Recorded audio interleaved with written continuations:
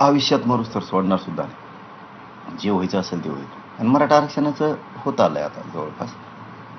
मराठवाड्यातला सगळा मराठा आरक्षणात जाणार आहे आणि नाही यांनी काही खोड केली त्याचे दुष्परिणाम त्यांनाही माहिती.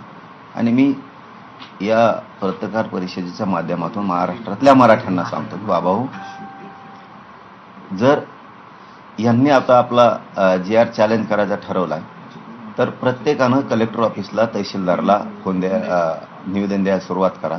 1994चा GR रद्द करा म्हणून मीही सरकारला मागणी करतोय. आता मी पण लेखी पत्र द्यायला लागलोय सरकारला की 1994चा पण GR रद्द करायचा आहे.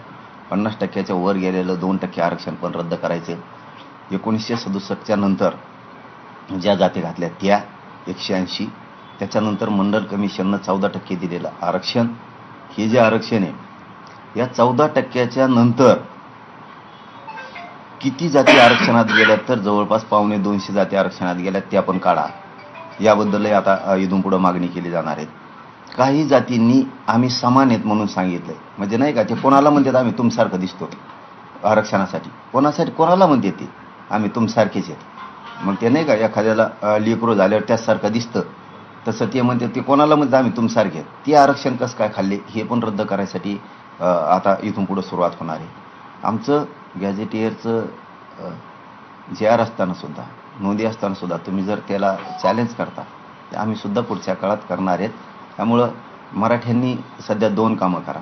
पहिलं काम, प्रत्येक कलेक्टर तहसीलदारला निवेदन द्यायचं 94चा GR रद्द करा. दुसरी मागणी त्यात घ्यायची 2% 50%च्या वर ते रद्द करा. त्याच्यात तिसरी मागणी घ्यायची, ज्या बोगस जाती आरक्षणात घातल्यात मंडल कमिशनच्या नंतर 14%च्या नंतर गेलेलं जाती ह्या सगळ्या बाहेर काढा. चौथी मागणी घ्यायची, प्रगत जाती पण सगळ्या बाहेर काढा. आणि ज्या समान जाती नाहीत, 5वी मागणी घ्यायची, ज्या समान जाती नाहीत त्या समान जाती आहेत म्हणून सुद्धा काहींना आरक्षण दिलं गेलंय, त्या पण जाती बाहेर काढा म्हणून सुद्धा आता निवेदन द्यायचे. मी सुद्धा सरकारला देणार आहेत, काळजी करू नका. आणि याच्यानंतरचं काम, सगळ्या मराठ्यांनी महाराष्ट्रात समान आडनाव असलेले, सारखे आडनाव असलेल्या लोकांनी त्यांचं कुणबी प्रमाणपत्र निघालंय का बघा आणि सगळ्यांनी अर्ज करून कुणबी प्रमाणपत्र काढा, प्रतिज्ञापत्र देऊन हे काम सुरू करा.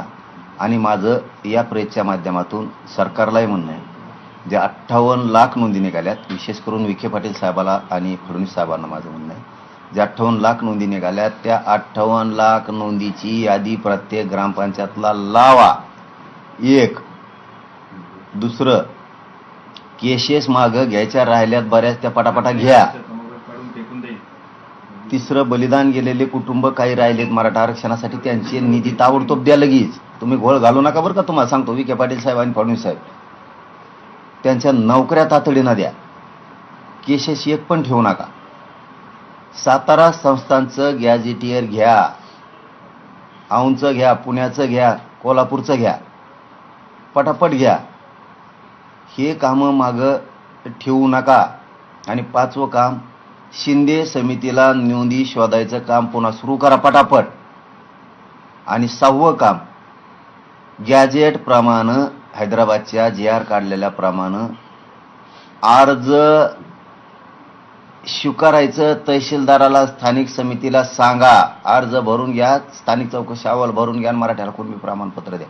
हे 6 कामं आज प्रेसच्या माध्यमातून विखे पाटील साहेबाला आणि फडणवीस साहेबाला सांगतो ते सुरू करा. नसता दिवाळीच्या नंतर तुम्हाला जड जाईन हे ध्यानात ठेवा. असं आहे की तुम्ही काल घोषणा केली शेतकऱ्यांसाठी आंदोलन करण्याची, कुठल्या एका विशिष्ट समाजामध्ये शेतकरी नाहीत, सर्व समाजामध्ये आहे. आणि महाराष्ट्रातली सध्याची वस्तुस्थिती अशी आहे की मराठा आणि ओबीसी या 2 समाजाची मन प्रचंड दुभंगलेली आहेत आरक्षणाच्या मुद्द्यावर. मग शेतकऱ्यांचा नेता म्हणून तुम्हाला ओबीसी कसं काय पाठीशी उभा राहतील आणि हे आंदोलन कसं उभं राहील मागे? हीच गपलत झाली बघा. म्हणून मी काल सांगितलंय, ओबीसी विरुद्ध मराठावाद नाही, अजिबात नाही. गव्हासरची केरे रगडायचे काही संबंध नाही. ही लय मोठी चूक झाली ओबीसी कडून पण आणि मराठा समाजाकडून पण. सगळ्यांनी एकमेकाला डायरेक्ट तोललं. आता छगन भुजबळ बोलतो म्हणजे का सगळे माळी आले का? त्याची लाभार्थी टोळी, जसं की ते हॉटेलला बीडच्या पार्टनर आहे, जाळीला त्यांनीच आणि विमा त्यांनीच उचलला.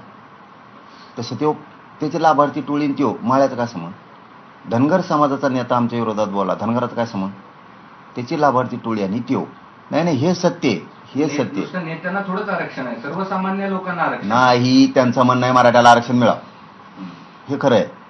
हे गफलत केल्या आणि आता करायच्या नाही इथून पुढे. एखाद्या जातीचा बोलतो त्याला आपण डायरेक्ट ओबीसीत लावून टाकतो. 350 400 जातीचं काय संबंध त्याच्यात? काही संबंध नाही. 2-3 जण बोलत आहेत ते 2-3 जातीचे उली उली लोक फक्त, त्याची जात बी नाही. हे आता बाजूला काढायची, हे फरक करावा लागेल. आणि मराठ्यांनी जे बोलतो ना त्यासाठी सगळं ओबीसीला दोष द्यायचा नाही इथून पुढं, आणि ओबीसीने मराठ्याला दोष द्यायचा नाही. बाकीच्या जाती धरा ना, 350 400 जाती, हे 1-2 जाती द्या सोडून. त्या जातींना आता आपण टार्गेट करायचं का? ज्या जाती बोलतात किंवा ज्या जात नाही त्याचा नेता, हो. फक्त नेता, जातीचा संबंध नाही. जात आम्ही सोबत येते एकमेका संग गावात. फक्त हे बोलायला पाहिजे होतं मागच, ते बोलण्यात नाही आलं, लवकर डाव लक्षात नाही आली. हे छगन भुजबळ ते काय करत ओबीसी नावाखाली राजकीय स्वार्थ साधून घेते तर मोकळे होते. आपण ओबीसी म्हणत राहतो, त्यात गरीब ओबीसीचा चंबार कोंभार तुम्हाला सांगतो, सुतार लोहार ढोवार कायकाडी लमानी लिंगायत रजपूत असे जैन मारोडी ब्राह्मण असे शेकडो जाती सांगतो, धोबी परीट सुतार ज्या काय जाती असतात ना ह्या 200-300 लय घेणं देण्याचं आहे ना राव यांना. धनगर माळी विनाकारणच ओबीसी म्हणून हे नेते करतात. नाही आता हे नेता, फक्त नेता आणि त्याचे लाभार्थी टोळी तेवढीच जात, आता बाकीच जात नाही. नाही आता मी आता याच्यात नवीन आहे, शेतकऱ्याच्या याच्यात संकटात सापडलाय. मी स्पष्ट सांगितलेलं आहे, धनगर मुस्लिम आरक्षणासाठी मी लढणार, पण माझा ज्वलंत मुद्दा मराठा आरक्षणाचा संपल्याच्या नंतर. शेतकऱ्यासाठी सुद्धा लढणार, माझा ज्वलंत मुद्दा संपल्यावर. पण अचानक संकट उभं राहिलं शेतकऱ्याचं, मग का बोलायचं नाही का? म्हणून आता काय करतो आम्ही, दिवाळीपर्यंत सरकारला सांगितलं, त्यांनी केलं हाई नसतात. दिवाळीच्या नंतर एखाद्या पटांगणाला महाराष्ट्राची बैठक लावतो आम्ही. त्याच्यात शेतकरी संघटनेचे सगळ्या अध्यक्ष पदाधिकारी, त्यांचे अभ्यासक, त्यांचे जुने सुद्धा माणसं म्हातारे खूप आहेत त्यांच्यात वयानं झालेले, ते यांना सगळ्यांना आव्हान करून एका जागेवर बोलवतो, कोणत्या दिवशी तारीख डिक्लेअर करायची आंदोलनाची.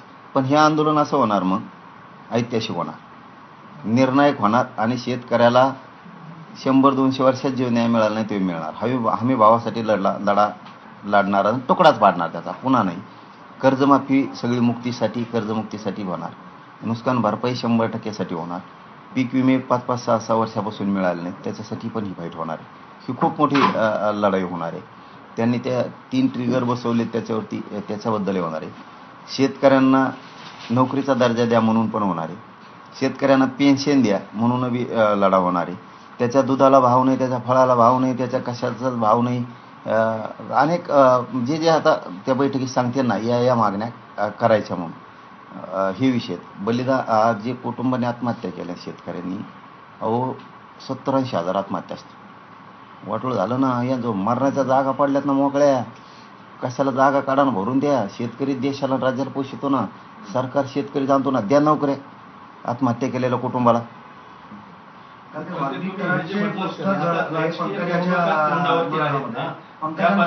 मेळावा होता तिथे वाल्मिक कराडचे पोस्टर झळकावलेत का? काय झालं? पंकजा मुंडे यांचा जो मेळावा होता तिथे वाल्मिक कराडचे पोस्टर घेऊन काही लोक उभे होते. आपण ते आणले असते कोणी चष्मा, सांगा ना स्पष्ट. त्याला काय स्पष्ट आहे, त्यांना कळत नाही का? ते पूर्वी लक्षात येतं ना तिच्या तवात कोण घेऊन येते. चष्मा पुढं घालून आणतो, चव घालायचं. अडचणीत आणतोय का? बापाच्या जागा कामाला डाग लागला पाहिजे ना, मग कोणी लावायचा? यायचं चष्म्यावालीने घेऊन 10-5 जण लारडा करायला लावायचा, चांगल्या लोकांना डाग लावायचा. धनंजय मुंडेंनी करायला लावलं असं तुमचं? मी काय म्हणून आम्हाला काय करायचं? दादा आहे ते, रक्त हातून रक्तान भरलेले असते. दादा आहे. धनंजय मुंडे काल असं म्हणाले की मराठा समाजाला आरक्षण दिलं आम्हाला आनंद आहे, पण आरक्षण म्हणजे ओबीसी मधून देऊ नका, त्यांना ओबीसीतून का घ्यायचंय? तुम्ही कायला घेतलं बंजारा समाजाचं? कायला घेतलं? लोकांच्या लेकराची नरडी फोडून खायला जमते का? कशाला घ्यायचं बंजारा समाजाचं? नाही ना घ्यायचं. आपण तर सारखे दिसत नाहीत. कोणाला म्हणायचं आम्ही तुम्ही सारखे दिसतो? हां, कशाला घ्यायचं त्यांचं? अरे आपल्या बी ढोंगा खाली अंधार असतो. कशाला रे लोकांच्या काड्या करतो? आणि मराठी जे बरे झाले ना, आता आणखी शाने होते बीड जिल्ह्यात, लय चांगलं झालं. वाक्य असं होतं, मराठा समाजाला आरक्षण दिलं मला आनंद आहे, मात्र काही जणांना ओबीसीचंच आरक्षण खायचं आहे म्हणून तुम्हाला डोला लावला. मला काय बोलवतो म्हणा ह्या की नाही, मला टोला लावायला आणि त्याला आम्हाला ओबीसीचं खायचं आणि तू काय खातोर बंजारा समाजाचं? तू दिसतो का त्यांसारखा? कोणाला म्हणतो मी तो यासारखा दिसतो? आम्ही एकच. तुम्ही तसे दिसता का? त्यात पुढे काही जण म्हणाले मुंडे साहेबांचं सर्व संपलं, मी शांत राहिलो, काही केलं नसताना मला शिव्या खाल्ल्या, मला टार्गेट केलं काही लोकांना. तू माया नादी लागू नको. आणि त्याचा प्रश्न मला विचारू बी नका. तुम्हाला खरं सांगतो, त्याला एकदा सांगतो माया नादी लागू नको, आणखीन तू आले देवावर होईन. मग तुला मी क्लिअरच सांगतो, शहाणपणा करायचं नाही. तू तुपलं नीट राहायचं. तू दादा फादान मी असले मोजीत नसतो. रक्ताने हात भरलेल्या लोकांनी माझ्या जातीवर बोलायचं नाही, माझ्यावर बोलायचं नाही. तू जर माझ्या नादी लागला इथून पुढं तर तुला सांगतो मी दोघाचा बाजार उठीन तुमचा. परत परत क्लिअर सांगतो. तसलं ते ताकाला जाय आणि ते गाडगं लपवत असले धंदे नसतात मायापाशी. शक्य म्हणजे माझ्या संग खेळू नको. तू चांगल्या चांगल्या नेत्या संग आणि तो यामुळे अजित पवार सुद्धा कार्यक्रम लावीन मी जर तरायला लागलो ना, मी जातीला एवढा कट्टर मानणार आहे की तुम्ही काहीच नाहीत. मग ऐकून घेतोय, शहाणपणा करायचा नाही उगत. आणि मराठ्यांनी बी बरं झालं डोळे उघाडे. करा मोठं, पळा ना मराठ्या, हो पळा त्याच्या मागं. आता कोण कोण तिकडून उभा राहत आहे ना, बघतोच ना आम्ही बी. आता जेव ज्याच्या ज्याच्या प्रचाराला येईन ना तेव ते शिटच पाडितो आता आम्ही. मग मराठ्याचं जरी असलं तरी पळा पळा त्याच्या मागं पळा. अरे आपल्या लेकराला आरक्षण द्यायला विरोध करायला येते, लाज वाटलं पाहिजे तुम्हाला मराठ्याला. त्यांचं कोण काम करता? धनंजय पंकजा मुंडेचं वाक्य आहे, आमच्या ताटातलं घेऊ नका. अच्छा, म्हणजे तिकडे त्यांचं त्यांना नाही मोजी. नाही, पण ते स्पष्टच म्हणते ना, आमच्या ताटातलं तुम्ही खाता. तुम्ही लोकांच्या ताटातलं खातात वर बटून. आणि तुम्ही लोकांना शिकायला लागले की नाही, स्वतः तरी तेवढे शहाणे पाहिजेत. तुम्ही त्या बिचाऱ्या बंजारा समाजाच्या 5% जागा खाल्ल्या राव, वाटोळ करून टाकलं.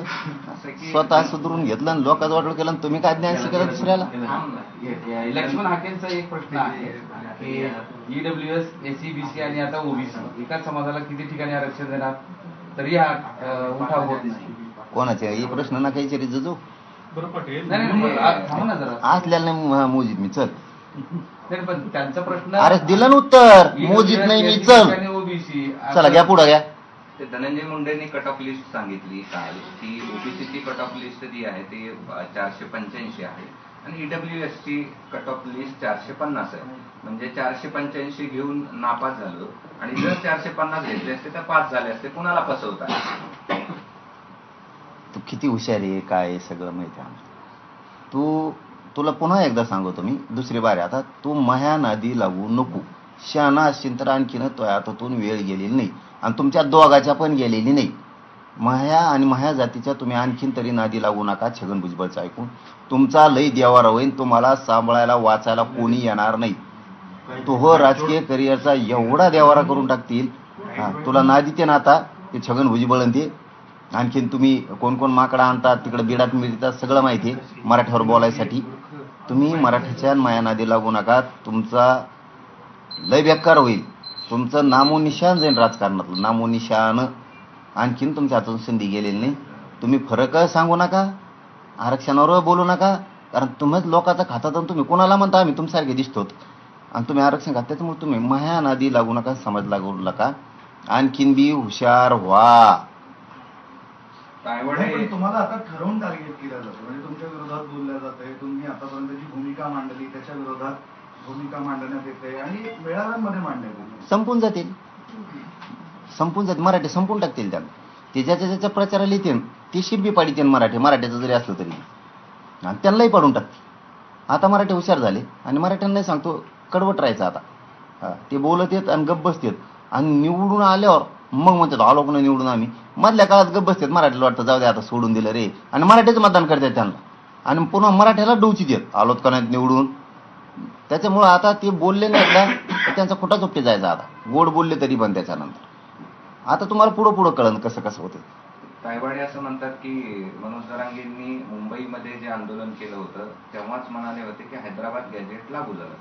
संपूर्ण महाराष्ट्राने हे सगळं ऐकलं आणि आता पुन्हा दिवाळीपूर्वी हैदराबाद गॅजेट लागू करा असं म्हणणं अशी स्थिती अतिशोक्ती आहे. अरे बाबा, प्रमाणपत्र वाटप करा म्हणलं म्हणा, नीट ऐका जा. वयानुसार असं नका करीच वेळेवणी. मी मानतो हो तुम्हाला, त्यांना उत्तर दिलं नाही मी आत्तापर्यंत जिंदगीत कवा. त्यांनी समजून घ्यावं मनाने, वयस्कर आहेत ते, ज्येष्ठ आहेत, त्यांना उत्तर दिलं 2 वर्षात म्या नाही दिलं.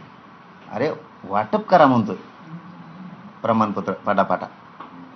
कमी येड्यावून करतात काय माहिती हो. बरं, आता निवडणुका तोंडावर आहेत स्थानिक स्वराज्य संस्थांच्या आणि तुम्ही शेतकऱ्यांचे प्रश्न विचारले, तर निवडणुकीच्या पार्श्वभूमीवर काय सांगणं आहे तुमचं सगळ्या शेतकऱ्यांना? सगळ्या मागण्या मान्य होस्तर शेतकऱ्यांनी कोणाच्याही सभाला जायचं नाही, प्रचाराला जायचं नाही. आपल्या गावात, जिल्ह्यात, महाराष्ट्रात राजकीय नेत्याची सभा होऊ द्यायची नाही.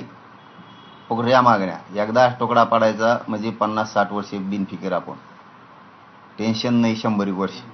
एकदाच असा तुकडा पाडायचा की सगळ्या मागण्या पदरात पाडून घ्यायच्या. एका घरातून 1 ते 2 माणसं आंदोलनाला द्यायची, पण आधी बैठक घेणारे मी नंतर ठरवणारे. ओरोगाचा अगोदर बोबाटा नको, कारण ते शेतकरी संघटनेत लोक येत का नाही येत का ते बघावं लागेल ना. त्यातलं ज्ञान आपल्याला कमी आहे. ते त्यांच्याजवळ वडातडी सुरू झाली तर काय शेतकऱ्याला न्याय मिळणार आहे. आणि मला त्यातलं मग एवढं माहिती नाही आणखीन. मी कट्टर आहे, विकणार नाही, फुटणार नाही, मॅनेज नाही होणार. टाईट लढाई लावून तरी टाईट ती. चाक सुद्धा इकडे राज्यात फिरून देणार नाही. आणि वेळ आली तर महाराष्ट्रात एक मंत्री राहणार नाही, सगळे दुसऱ्या राज्यात गेले दिसते राहायला तुम्हाला. निवडणुका फोड नका काय होणार, होऊन बी देणार. हाके म्हणतात की नांदेडमधून ओबीसी जोडो अभियान सुरू करणार आहे. अरे दुसरं काहीच नाही आपल्याजवळ. तुम्ही आता बोलायला लागलात हाकेंवर, पूर्वी बोलत नव्हता. पुढं बोलतोय कोणावर, कोणाला महत्व ते तुम्ही काय बोलू. तुम्ही उगा विचारतात काय होतं. हा बघ तुम्हाला क्लिअर सांगतो आजच्या दिवसात, ज्याला लय प्रसिद्धीची हवे जातीपेक्षा अशा लोकांना महत्व नका द्यायचं. जातीपेक्षा आपल्याला संरक्षण मिळावं, आपण टाईट दिसावं, आपण लोकात 10-5 पोलीस आपल्या मागं पुढं दिसावं, मग ते ट्रुक बेंडके चालले आपण चालावं. आणि जातीच्या प्रश्नाचा द्यावा राहावा. आणि एवढं जातीसाठी लढे असतं तर आत्ता त्या धनगराचं कल्याण होऊन बसलं असतं, ते दिलं सोडून. त्याच्यामुळं ना हे असल्या हे चिल्लर चाळे करणारे जे थिल्लर लोक आहेत ना, हे असल्याला मी महत्व देत नाही, मोजित नाही, गिनीत नाही. त्याच्यामुळे ती विचारत जाऊन बिना काही दोन पुढं. आणि असल्याला काही किंमत नाही, चांगला माहिती. ती परळीची लाभार्थी टोळी फक्त घेऊन हिंडती एवढंच आहे. आणि ती परळीची लाभार्थी टोळी आणि त्या लाभार्थी टोळीचा नेता चष्मा लावल्याला हे कुठाने घडून आणतोय. आणि त्याच्यामुळं आता परळीची लाभार्थी टोळी सांभाळणारा नेताच संपायला लागला. याला आकलीच नाहीत. मराठ्याच्या विरोधात बोलायसाठी कोणाला धरून आणतात. आणि त्याचे दुष्परिणाम यांना राजकीय करिअरला भोगावं लागतात ना. आता बहीण भावाला दोघाला बी. आता छग्याचं ऐकून सुरू केलं बोलायला. आता छगे येईन का तुला निवडून द्यायला? ते येईन का आता तुला? बघून आता बीड मधले मराठी बघून आता. ते धनंजय मुंडे म्हणतात मला काही लोकांनी अडचणीत आणलं, मात्र बहिणीने सावरलं, बहिणीने साथ दिली. सतत सोबत बसायची, सतत काय करायची? सतत सोबत राहायची, सोबत बसायची. मला कुणीतरी अडचणीत आणलं म्हणजे कोणी आणलं ठीक आहे, पण बहिणीने साथ दिली. तासन तास सोबत बसून आधार दिला. त्यांचा घरगुती प्रश्न आहे. आपल्याला काय करायचं? घरगुती प्रश्न आहेत त्यांचे. साथ द्या नका देऊ, पण खुनाचा बदला होणार. संतोष देशमुखांचा जो खून केला त्याला फाशी होणार. राहिलेले पण सगळे अटक करायचे. ती पण लढाई आता सुरू होणार आहे. महादेव मुंडेंच्या प्रकरणात सुद्धा लढाई आता पुन्हा नव्यानं सुरू होणार. सरकारला मी पाठीमागच्या 5-6 दिवसात सांगितलंय की महादेव भैया मुंडेच्या खुनाचं काय झालं. ते दुसरे गीते नावाचे